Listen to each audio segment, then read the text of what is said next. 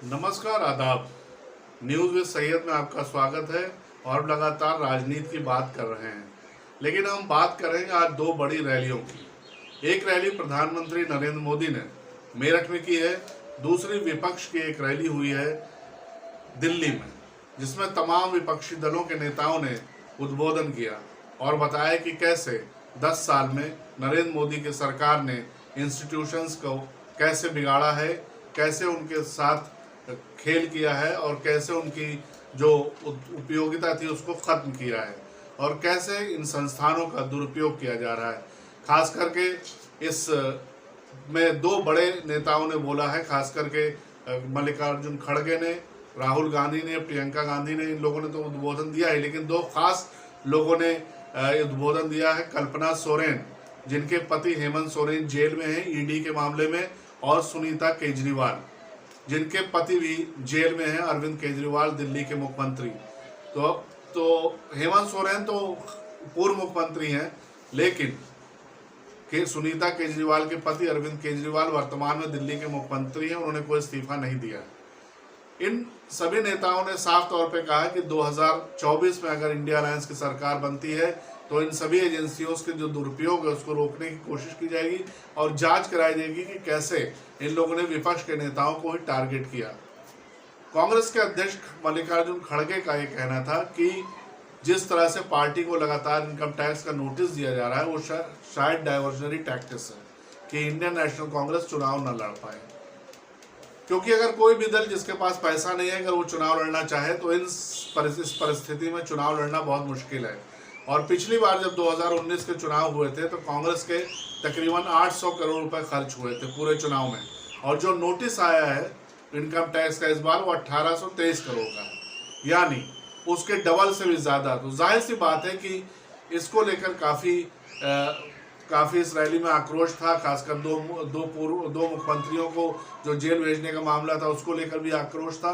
लेकिन इन सब के बीच प्रधानमंत्री ने भी एक रैली को संबोधित किया है मेरठ में, और जाहिर सी बात है कि मेरठ में प्रथम चरण में चुनाव होने वाले हैं और मेरठ से लगातार भारतीय जनता पार्टी इस वेस्टर्न यूपी से जीत रही है लगातार, और इस बार आरएलडी के साथ उनका गठबंधन भी है, तो हो सकता है कि इस बार भारतीय जनता पार्टी का परफॉर्मेंस अच्छा हो।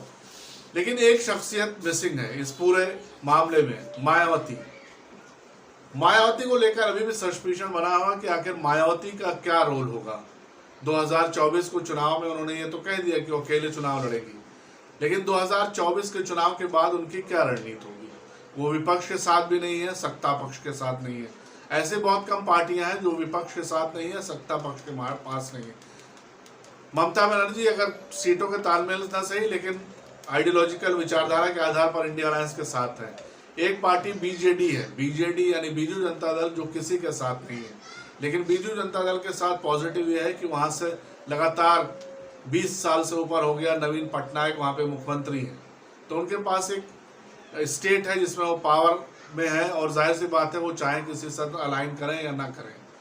दूसरी पार्टी है YSRCP, यानी आंध्र प्रदेश में जो मुख्यमंत्री है YR राजशेखर रेड्डी के बेटे जगन मोहन रेड्डी, उन्होंने भी किसी पार्टी से अलायंस नहीं किया है, लेकिन वो भी वहाँ पे आंध्र प्रदेश में लगातार दूसरी बार पावर में है।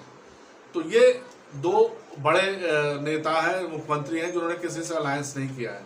लेकिन मायावती ने क्यों नहीं अलायंस किया, ये एक बड़ा राज है। बड़ा राज क्या है कि मायावती नहीं चाहती है कि शायद कि वो कांग्रेस और बीजेपी के पक्ष में दिखाई दे और अपना अकेले चल रही हैं।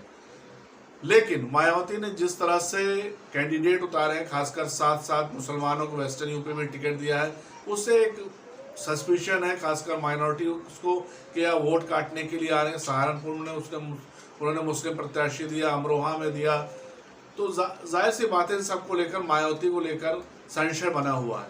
लेकिन अगर मायावती इंडिया ब्लॉक के साथ आती तो शायद इंडिया ब्लॉक की मजबूती और बढ़ जाती, क्योंकि मायावती के पास अभी भी उत्तर प्रदेश में 10 से 12% वोट है और वोट उनके साथ इंटैक्ट है। 2022 के अगर विधानसभा चुनाव की बात करें, इसमें मायावती अकेले चुनाव लड़ी थी, कांग्रेस भी अकेले चुनाव लड़ी थी, अखिलेश यादव भी अकेले चुनाव लड़े थे, और भारतीय जनता पार्टी का अलायंस छोटे छोटे दलों से था, लेकिन कोई बड़ा अलायंस नहीं था। इन सब के बीच अगर मायावती अगर साथ आती तो शायद इंडिया ब्लॉक का 12% वोट जो यूपी में इजाफा होता है, इसके अलावा पंजाब में जो वोट पड़ता है, हरियाणा में जो 1-2% वोट बढ़ता है, इसके अलावा बिहार में 1-2% वोट जो वोट बढ़ता है, उससे ज़रूर इंडिया ब्लॉक को फायदा होता है। लेकिन मायावती की चुप्पी है, एक रहस्यमय चुप्पी है कि वो इंडिया ब्लॉक के साथ आएंगी कि नहीं आएंगी, अभी भी संशय बना हुआ, अभी भी समय भी है, क्योंकि चुनाव की घोषणा हो चुकी है। अभी पहले दूसरे चरण के चुनाव के नोटिफिकेशन हुए हैं, अभी यूपी में बहुत सारी सीटों पर कैंडिडेट्स का अनाउंसमेंट होना है। तो इन सब के बीच अभी भी उम्मीद है कि मायावती हो सकता है इंडिया ब्लॉक के साथ आ जाए, लेकिन अभी तक जो उनकी कार्यशैली उससे लगता नहीं है कोई किसी के साथ आना चाहती है। क्या वो दबाव में है, ईडी सीबीआई के दबाव में है, ये एक बड़ा सवाल है। मायावती ईडी सीबीआई के दबाव में है क्या? क्योंकि बहुत सारे लोग कह रहे हैं कि मायावती इसलिए इंडिया ब्लॉक के साथ नहीं आ रही क्योंकि उनके ऊपर दबाव है, और दबाव खासकर ईडी और सीबीआई को लेकर वो नहीं चाहती है कि कानूनी पचड़ों में इस वक्त पड़ा जाए कि जब भारतीय जनता पार्टी बहुत ही मजबूत स्थिति में है। तो जाहिर सी बात है मायावती के ऊपर एक दबाव है कि वो इंडिया ब्लॉक के साथ अलायंस ना करें। दूसरे, उनको अपनी पार्टी भी खड़ी करनी, लगातार उनको अलायंस कर रही है। 2 इलेक्शंस में वो लगातार फेल हुई हैं। 2019 के चुनाव में उनका सपा बसपा का अलायंस था, लेकिन दोनों पक्षों के बीच वोट ट्रांसफर नहीं हो पाए, ना मायावती का सपा की तरफ गया, ना सपा के मायावती की तरफ, और उसका खामियाजा ये हुआ कि भारतीय जनता पार्टी ने अच्छी खासी सीटें जीत ली। मायावती का वोट इसलिए भी ट्रांसफर नहीं हो रहा, राहुल गांधी के चुनाव हारने की एक वजह मायावती भी थी। मायावती ने सपोर्ट किया, लेकिन जिनका वोट और कार्डर था वो भारतीय जनता पार्टी के साथ चला गया, जिसकी वजह से राहुल गांधी इतने लंबे मार्जिन से 50,000 वोटों से अमेठी में हार गए। तो ये सब वजह है। मायावती अब चाहती है कि शायद वो अपना वोट बैंक इंटैक्ट करना रखना चाहती, इसलिए वो अकेले लड़ना चाहती। लेकिन मायावती अगर इंडिया ब्लॉक के साथ होती तो शायद तस्वीर कुछ और बदल सकती थी, और आज इंडिया अलायंस की जो रैली हुई है दिल्ली में, उसमें और चमक आ जाती। धन्यवाद। फीडबैक का इंतज़ार रहेगा। लाइक कीजिए और सब्सक्राइब कीजिए और शेयर भी कीजिए।